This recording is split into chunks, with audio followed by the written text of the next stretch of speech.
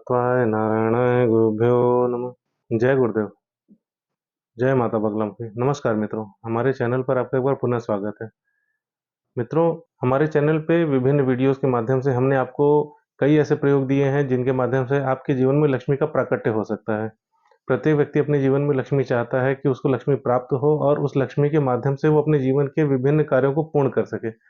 आप अपने जीवन में धन प्राप्त कर सकते हैं, आप अपने जीवन में विभिन्न संसाधन जुटा सकते हैं भौतिकता के, किंतु आपका वो धन आपके सही समय पर काम आ जाए अथवा आपके संसाधन आपको जब आवश्यकता हो उस समय आपके लिए प्रयोग में आ जाए, ऐसा बिल्कुल भी आवश्यक नहीं है।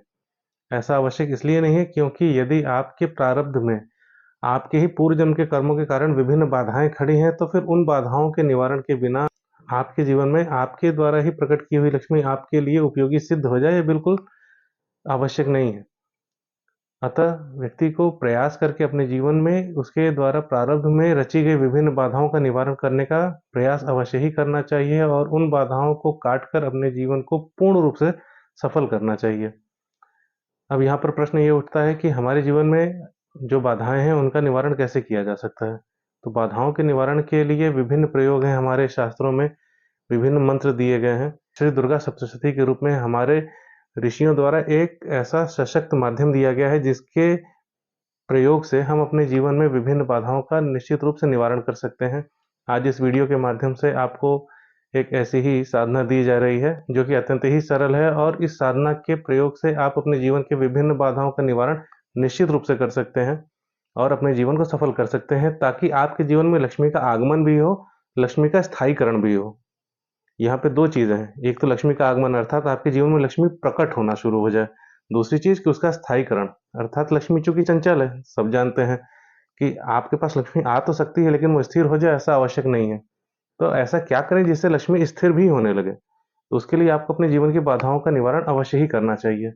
तो अब बाधा निवारण का वो क्या प्रयोग है, ये जान लेते हैं।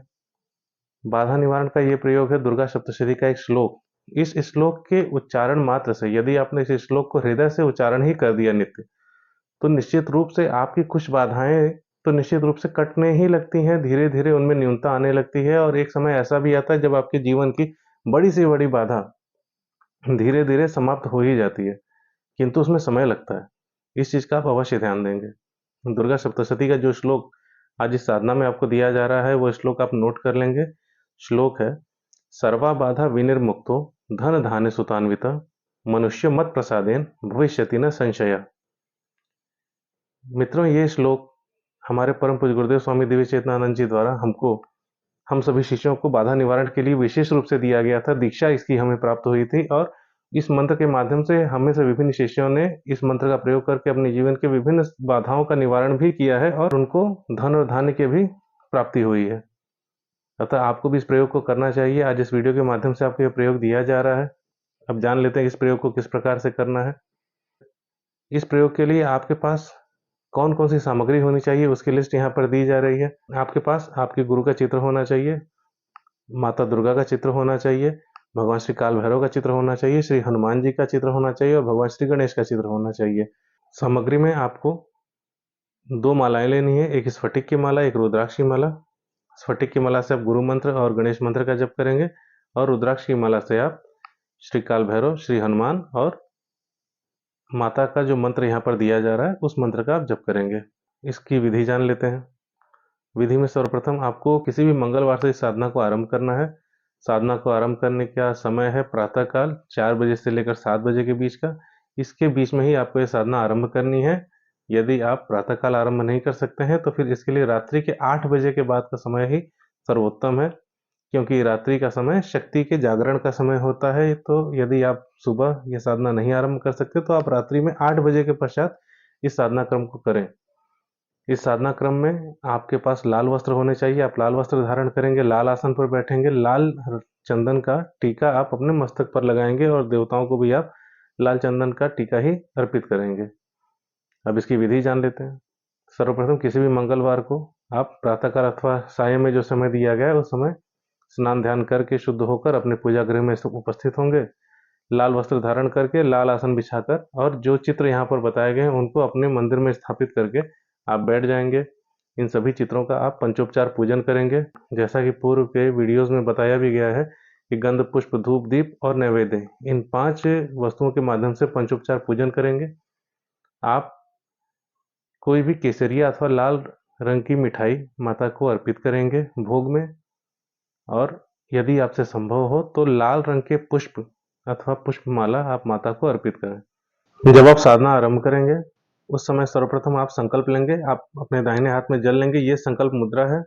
आप अपने हाथ में जल लेकर उसके पश्चात मनाएंगे कि हे भगवान, हे गुरुदेव, हे यहाँ उपस्थित समस्त देवी देवताओं, अपना नाम और गोत्र बोलते हुए ये बताएंगे कि आज इस तिथि में, इस दिवस के इस समय पर, इस स्थान पर मैं अपने इस बाधा के निवारण के लिए, अपनी बाधा को अपने मन में विचार करके कि इस बाधा के निवारण के लिए इस संकल्प को ले रहा हूँ जो साधना क्रम में करने जा रहा हूँ अथवा करने जा रही हूँ। यदि इस संकल्प क्रम में मुझसे किसी प्रकार की कोई त्रुटि हो जाए अथवा इस पूरे साधना काल में मुझसे किसी प्रकार की कोई त्रुटि हो जाए तो उसके लिए मुझे क्षमा करें और मेरे इस संकल्प को पूर्ण करके मेरी बाधा को समाप्त करें। आप जल छोड़ देंगे। इसके पश्चात आप साधना क्रम आरंभ करेंगे। साधना के दौरान आप एक चीज का ध्यान अवश्य देंगे कि आपके साधना काल में 2 दीपक जलेंगे, एक घी का दीपक जलेगा और एक सरसों के तेल का दीपक जलेगा। ये 2 दीपक आपके साधना काल में आपके पास जलने चाहिए। यदि आपके पास इतनी व्यवस्था नहीं है कि आप घी का दीपक जला सके तो आप एक दीपक जलाएंगे सरसों के तेल का। वो एकदम अनिवार्य है, आपको सरसों के तेल का दीपक अवश्य ही जलाना है। जब आप साधना पूर्ण कर चुके हो इसके पश्चात आपको नित्य आरती भी करनी है। आरती करने के पश्चात आप प्रणाम करके उठेंगे। अब साधना क्रम जान लेते हैं कि साधना किस प्रकार से करनी है। यहाँ जो मंत्र क्रम दिए जा रहे हैं उनके अनुसार आप अपना जप आरंभ करेंगे। सर्वप्रथम गुरु मंत्र आपको 4 माला के जपने हैं। गणेश मंत्र आपको 1 माला जप करना है। श्री काल भैरव का मंत्र आपको 1 माला जप करना है। श्री हनुमान का मंत्र आपको 1 माला जप करना है। इसके पश्चात जो मंत्र यहाँ पर दिया जा रहा है माता का, उस मंत्र के आपको 11 माला जप करने हैं। मंत्र है सर्वा बाधा विनिर्मुक्तो धन धान्य सुतान्वित मनुष्यो मत प्रसादेन भविष्यति न संशय। इस मंत्र का आप अर्थ जान लें ताकि जब आप ये साधना करें तो आप जब मंत्र के अर्थ को जान लेते हैं उससे आपका मन देवता के प्रति लगा रहता है, मंत्र के प्रति लगा रहता है और निश्चित रूप से आप जिस ध्येय के साथ साधना को करते हैं वह अवश्य ही पूर्ण होता है। यह मंत्र वास्तव में माता का वचन है देवताओं के प्रति। जब माता असुरों का नाश कर देती हैं और देवता उनकी स्तुति करते हैं और इसके पश्चात माता प्रसन्न होकर बोलती हैं कि हे देवताओं, आप क्या चाहते हैं बताइए। तो देवता बोलते हैं कि हे माता, हम जब भी असुरों से पीड़ित हों, किसी प्रकार की समस्या आए तो हमारे जीवन में आप प्रकट हों और हमारा उद्धार करें, हमारा कल्याण करें, हमारी हर प्रकार से रक्षा करें। तब माता बोलती हैं कि सर्वा बाधा विनिर्मुक्तो धन धान्य सुतान्वित।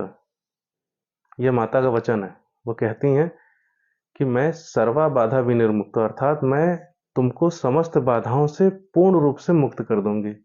धन धान्य सुतान्वित, धन से, धान्य से और पुत्र पौत्र आदि से भी तुमको मैं परिपूर्ण कर दूंगी। मनुष्यो मत प्रसादेन भविष्यति न संशय। हे मनुष्यों, हे देवगणों, हे ऋषिगणों, मेरी कृपा से ऐसा निश्चित रूप से होगा, इसमें आप बिल्कुल भी संशय न करें। भविष्यति न संशय अर्थात निश्चित रूप से होगा, आप इसमें संशय न करें। तो इस मंत्र का पूरा मतलब यह है कि आप यदि इस मंत्र को जपते हैं, यह माता का वचन है, आपके जीवन की समस्त बाधाओं का नाश होता है, आपको धन धान्य पुत्र पौत्र आदि समस्त की प्राप्ति होती है और आपका निश्चित रूप से कल्याण होता है। आप इस मंत्र को जपें, इस मंत्र की साधना को करें। यह जो साधना यहाँ पर दी गई है, इस क्रम को आपको 21 दिनों तक करना है और 21 दिनों के पश्चात 22वें दिन आप हवन करेंगे।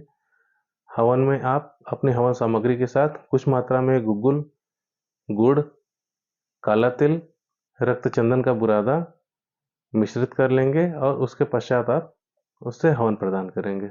हवन के पश्चात आप तर्पण एवं मार्जन की क्रिया करेंगे। यदि आपको तर्पण और मार्जन की क्रिया नहीं आती है तो कोई बात नहीं, आप तर्पण और मार्जन के स्थान पर ब्राह्मण भोजन के निमित्त दशांश दक्षिणा का प्रबंध कर लें और किसी देवी मंदिर में अगले दिन जाकर वह दक्षिणा प्रदान कर दें और माता से अपने इस अनुष्ठान की पूर्णता का आशीर्वाद प्राप्त करें।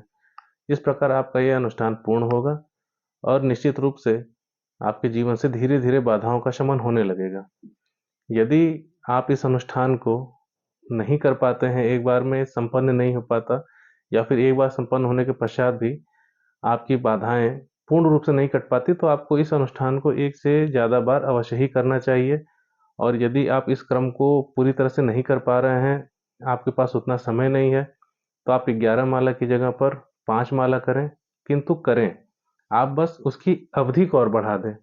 जितना क्रम आपको 21 दिन में करना है, 21 गुणे 11 करके आप देख लें, जितनी संख्या आ रही है उतनी संख्या का जप आपको टोटल करना है। यदि आप 5 माला करते हैं तो फिर उस हिसाब से आपके दिन की अवधि बढ़ जाएगी। लेकिन ये अनुष्ठान आपको निश्चित रूप से करना चाहिए। यदि उतना भी समय नहीं मिलता तो इस मंत्र को आप निरंतर अपने मन में जपते रहें। इससे भी निश्चित रूप से आपका कुछ न कुछ कल्याण अवश्य ही होता है, आपकी बाधाओं में निरंतर कमी होती रहती है और आपके विकास के नए रास्ते बनते हैं। यह प्रयोग हमारे परम पूज्य गुरुदेव स्वामी दिव्य चेतनानंद जी द्वारा हमको प्रदान किया गया था। इस वीडियो के माध्यम से यह प्रयोग आपको भी दिया जा रहा है। आप इस प्रयोग को करें और इसके लाभ देखें। मिलते हैं अगले वीडियो में, तब तक के लिए जय गुरुदेव, जय माता बगलामुखी।